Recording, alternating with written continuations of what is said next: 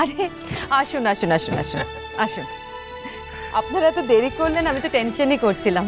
না না, এমনি আমাদের একটু বেরোতেই দেরি হয়ে গেছিল। এ নিন ধরুন।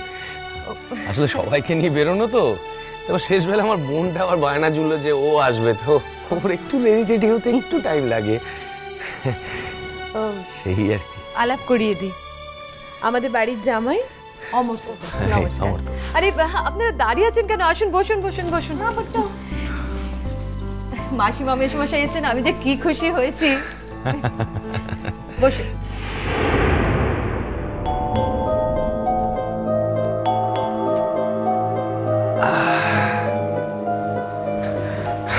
আরশির বাবা কোথায়? তাকে দেখছি না। বাপি একটু বেরিয়েছে, এক্ষুনি চলে আসবে।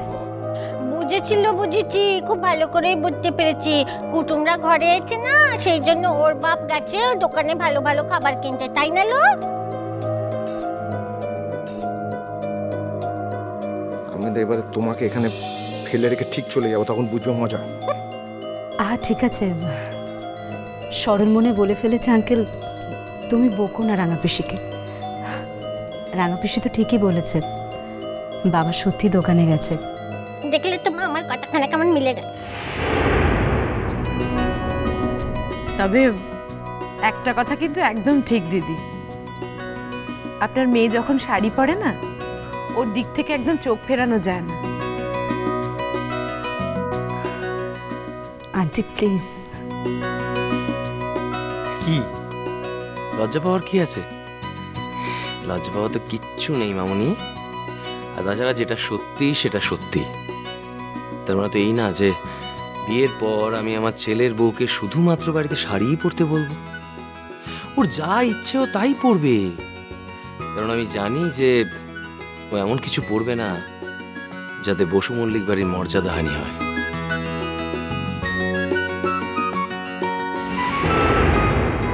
বললো নীল, তোর মুখখানা তো একদম রামগরুরের ছানাদের মতো হয়ে গেছে রে।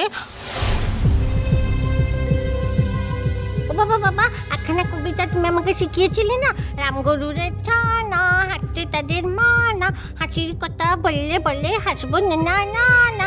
আমাদের নীলকুমারের মুখখানা দেখো, পুরো একদম রামগরুরের ছানা হয়ে গেছে। হ্যালো, আটটায় আসার সময় কাজল রানীকে দেখতে পেয়েছিস বলে মুখখানা কিরকম রামগরুরের ছানাদের মতো করে আছিস? হ্যাঁ,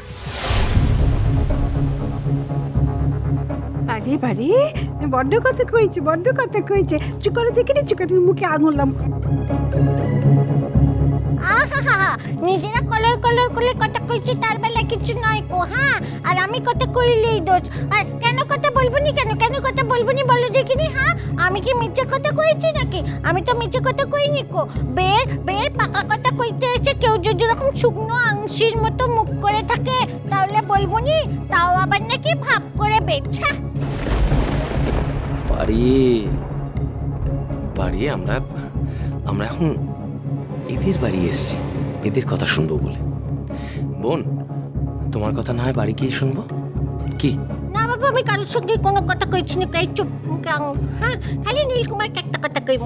হ্যালো নীল, তোর মুখখানা যেরকম পোড়া আমশির মতো হয়ে আছে, আমাদের আসার সময় যদি রাস্তায় কাজল রানীর সঙ্গে দেখা না হতো, তাহলে এরকম হতো নি। বল নীল, বল।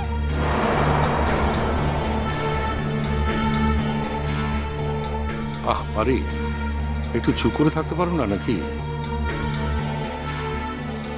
কোথায় দেখা হয়েছিল কাজলের সঙ্গে? রাস্তায়। থামবে তুমি? এক কথা বারবার বলতে হয় তোমাকে। চলো বাড়ি চলো। আমার লজ্জাপুরের মুখ মিনছে, আমি কেন বাড়ি যেতে যাবো? তোমার বাড়ি যাওয়ার দরকার হলে তুমি যাও।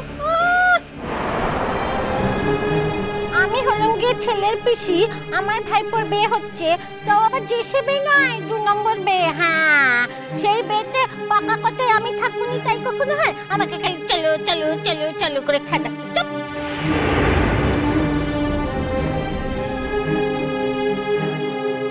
কোথায় দেখা হলো কাজলের সঙ্গে?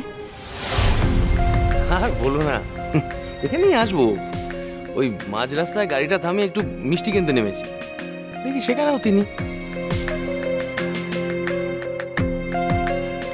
ও, তোমার সঙ্গে কথা হলো অরিন? না। কার সঙ্গে কথা কইবে ও? কার সঙ্গে? হ্যাঁ, আমাদের কাজল রানী এখন আর ওকে পাত্তা দেয় নাকি? কাউকেই পাত্তা দেয় না, কাউকেই পাত্তা দেয় না, ওকেও পাত্তা দেয় না, আর এই মেঘদাদা মেজ বৌদিকেও পাত্তা দেয় না। হ্যাঁ, মুখের উপর চট করে বলে দিল নি, ভাবতেও পারবে না। আরে আরে তোমরাই তো ওকে আনার জন্য ব্যস্ত হয়ে উঠেছিলে, জানো না ওকে কোথাও নিয়ে গেলে মান সম্মান বাঁচিয়ে রাখা যায়। না, বলছিলাম কি আসল কথাবার্তাটা কি ছেলে না হলে হবে নি, নাকি আমরা কথা শুরু করে দিতে পারি? হ্যাঁ হ্যাঁ, কথা শুরু করুন না, ও এক্ষুনি চলে আসবে। হ্যাঁ, আসলে আমরা যত তাড়াতাড়ি সম্ভব বিয়েটা দিয়ে দিতে চাই। মানে 4 হাত এক করতে পারলে আমাদের অভিভাবকদেরই শান্তি আর কি। তাছাড়া আপনাকে একটা সত্যি কথা বলবো, জানি না আপনার মেয়ের মধ্যে কি আছে, কিন্তু সত্যি আজকাল না মামনিকে ছেড়ে আমি থাকতেই পারি না। হাতি ঘোড়া গেল তোর, মশা বলে কত জল বাবা। একটা ছড়া মনে পড়ে গেল তাই বলি। কথায় বলে না, মায়ের চেয়ে মাসির দরদ বেশি। এই আরসির জন্য আমাদের নীলকুমারের এত কত হচ্ছে না কো, যা আমার মেঘদাদার হচ্ছে। ওর একদম দরদ উঠলে পড়ে যাচ্ছে বাবা।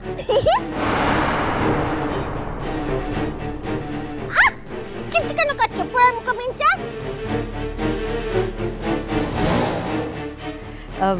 আমি বরং একটু চা করে নিয়ে আসি, কেমন? আপনি কিছু মনে করবেন না ওর কথায়, সবই তো বোঝেন বাড়িতে এই রকম একজন থাকলে বাড়ির লোকের অবস্থা কি হয়। আমরা এক কাজ করি মেজ বৌমা, তোমরা এখানে কথা কও, আমরা পারি কিনি বাড়ি যাই। হ্যাঁ, এই তো সব দেখে শুনে গেলুম, তা নাহলে দেখছো নি মোটে কথা কইতে দিচ্ছে না, মোটে দিচ্ছে না কো। আমি এখন বাড়ি যাবো নাকি 7 তাড়াতাড়ি? এখনো খাবার দাবার কিছুই এলো নি, কিছুই দিল নি কো। হ্যাঁ গো, তোমার স্বামীকে কি কৃষ্ণনগর পাঠিয়েছো? মিষ্টিকে বানিয়ে আনছে? হ্যাঁ, চলো দেখি, চল চল চল চল।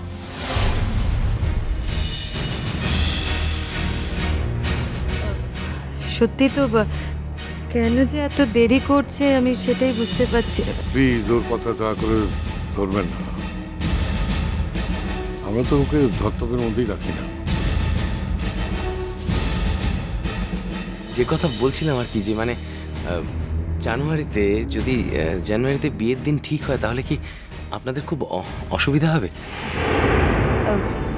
না না, এমনিতেই তো জানেন যে মেয়ে বড় হলে একটু একটু বিয়ের সব কিছুই তৈরি থাকে, আমরা তৈরি আছি।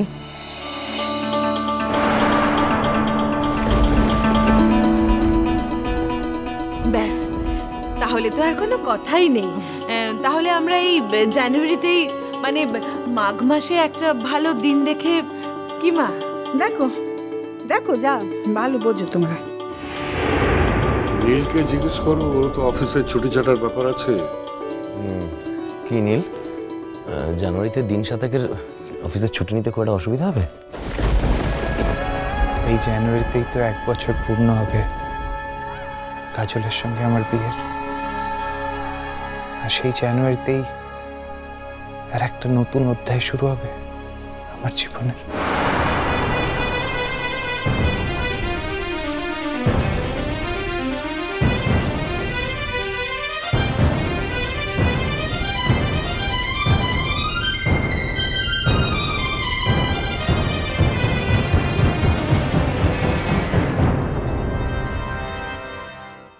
ମୁଁ ତମକୁ ଗୋଟେ ପ୍ରଶ୍ନ করেছি কাজল, উত্তর পাওয়ার জন্য করেছি, দাঁড়িয়ে থাকার জন্য নয়।